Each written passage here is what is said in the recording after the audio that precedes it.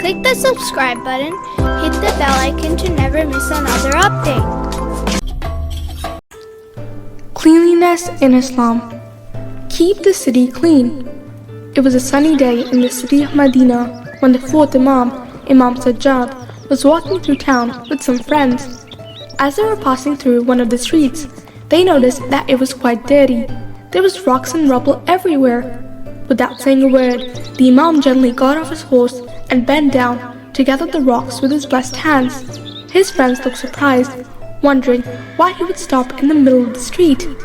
One of them finally asked, "May my mother and father be sacrificed for you. What are you doing?" The Imam turned towards his friends and said, "These rocks are in the middle of the way, and someone might get hurt." After hearing this, the men immediately came down from their horses to help the Imam clean the streets.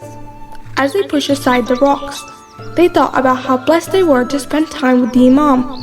He was always inspiring them to do good and help others.